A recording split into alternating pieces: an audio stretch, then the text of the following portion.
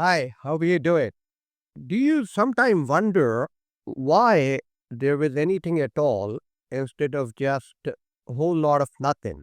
On the face of it, we could have ended up with zilch. No you, no me, nada. But here we are, along with a universe packed with stuff. We come from a long line of ancestors stretching all the way back through time to the first flickers of life. The stars blazing into existence and the Big Bang kicking everything off, right? But that begs the question, where did that initial spark come from? Feels like there ought to be some grand explanation behind it all, doesn't it? Enter the cosmological argument for the existence of God. These arguments suggest that God is the grand architect, the ultimate cause behind the curtain of the cosmos. They start by looking at what we see around us, things like movement, cause and effect, or just the simple fact that stuff exists, and they point to God as the reason it's all here. Cosmological arguments are what you would call a posteriori argument. That means they are grounded in what we can observe and experience in the world around us, rather than just noodling things out in our heads. So it is a contrast to a priori arguments, which are all about using pure logic and reflection to get to the bottom of things. So, in a nutshell, cosmological arguments are making the case that to understand why there's something instead of nothing, we gotta look beyond our sensory world to something or someone bigger. So, in this video, we dive into three flavors of cosmological arguments. So, let's break them down. Picture this. Thomas Aquinas, way back in the 13th century, is sitting around thinking about all the cause and effect we see in the world.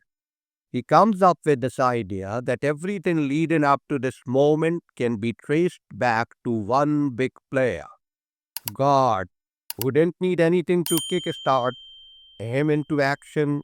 So here's the gist of his argument. Number one, we see causes and stuff moving all the time. Every cause or bit of motion had to start somewhere. Nothing just pops into being or moves without a nudge. Number three, but this whole cause and effect chain can't stretch back forever. That just doesn't add up. Number four, so there's gotta be a first cause, a prime mover that started it all. The best candidate for that prime mover? God.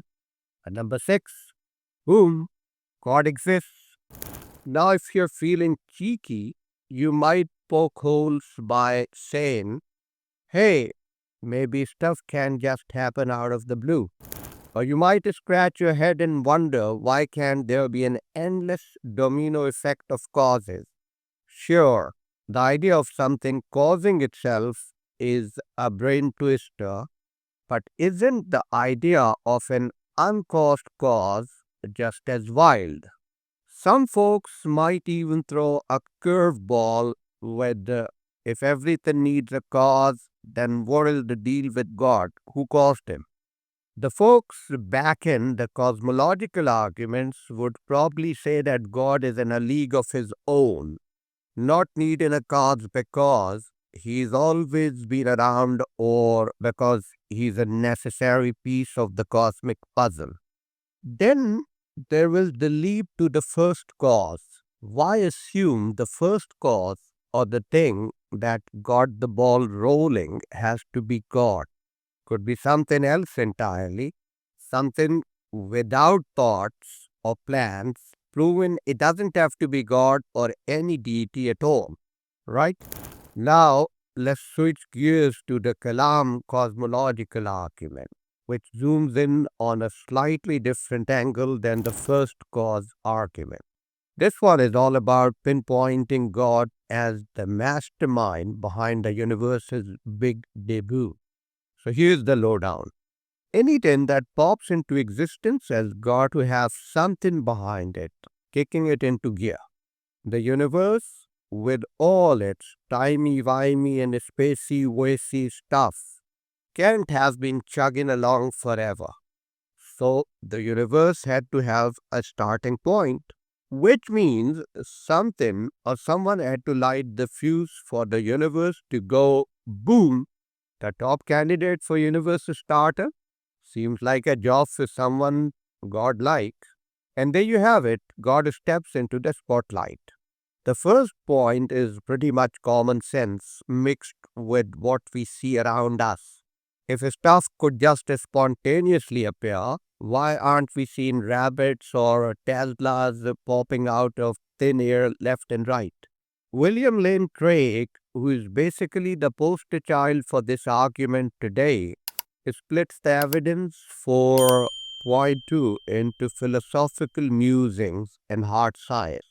One philosophical head scratcher is the whole infinity conundrum, like imagining a hotel with endless rooms that is somehow always got a space for more, no matter how packed it gets. Doesn't really jive with our real world logic, right? Science wise, we have got cosmology and thermodynamics hinting that the universe's backstory doesn't stretch back infinitely. But as always, there are some brainy folks who beg to differ, poking holes in these claims with their own scientific finding that maybe, just maybe, the universe didn't have a start date after all. And when we 8.5, that is concluding that God exists, we have got to ask why the universe's architect gotta be God. Could some non-thinking cosmic force have done the deed? The folks waving the Kalam flag suggest that the causes as we know them are either mechanical, think dominoes falling because you unite the first one, or personal, like choosing to binge watch your favorite series. But since the laws of nature are part of the timeline, and creating the universe meant hitting the play button on time itself, a simple law of nature doesn't cut it as the universe's creator. So, according to the defenders, we are looking at a choice made by someone beyond time, a cosmic director calling action on the universe, and who better to fit the bill than God? In the third part, let's dive into the world of contingency arguments, where things get a bit more theoretical.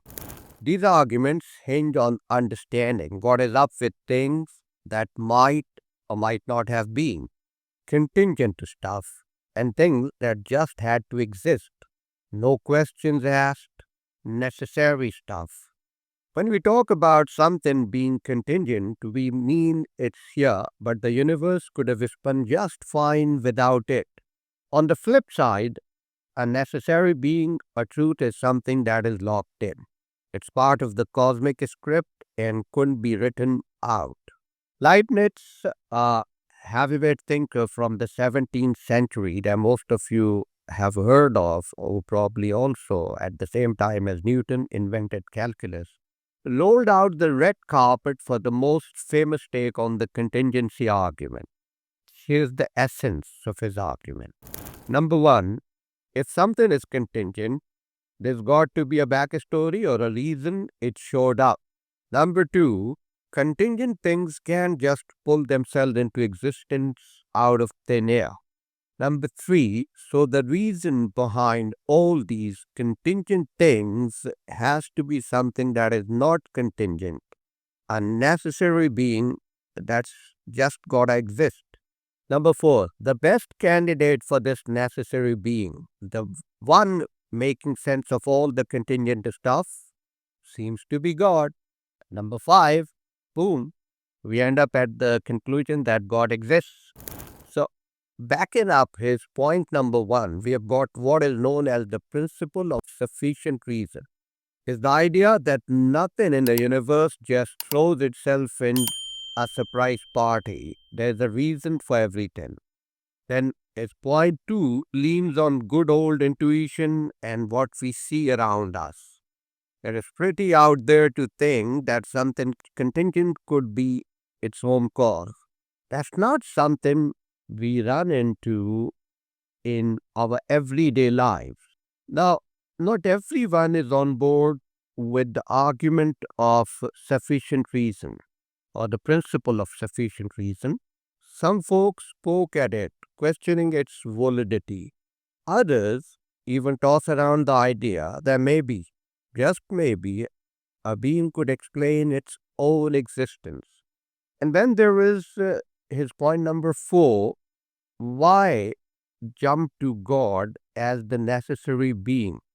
Couldn't there be some kind of cosmic principle or impersonal force that doesn't think or plan but still keeps the universe ticking? In the end, the contingency argument invites us to ponder the deep underlying structure of reality, suggesting that the presence of all these could have not been things points us toward a being that simply had to be.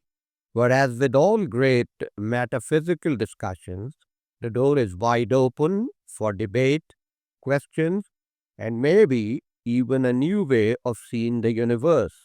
So, to sum it up, as we have journeyed through the cosmos with the cosmological argument, from the first cause to the intricate details of the Kalam and contingency arguments, it is clear that our quest for understanding the universe's origins is both profound and complex.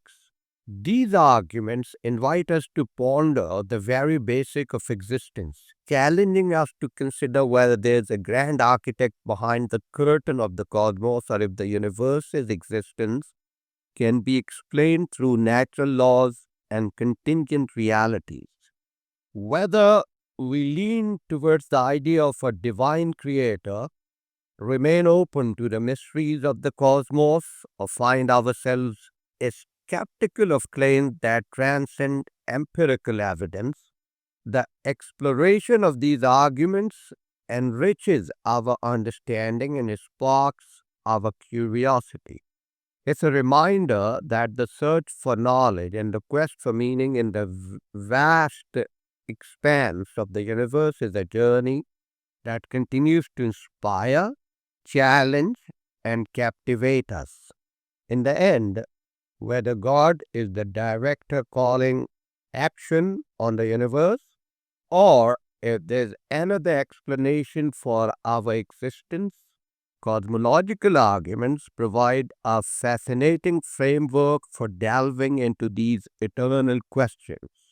They encourage us to look beyond the observable world, to question, to reflect, and to marvel at the mystery that is our universe. For as we gaze up at the stars and ponder our place in the cosmos, let's embrace the wonder of all that is known and all that remains to be discovered. Hope you liked the discussion that gave you some thought to ponder over. Think about it. Think about the cosmos, the arguments, our place in it, and we'll meet the next time. Thank you very much.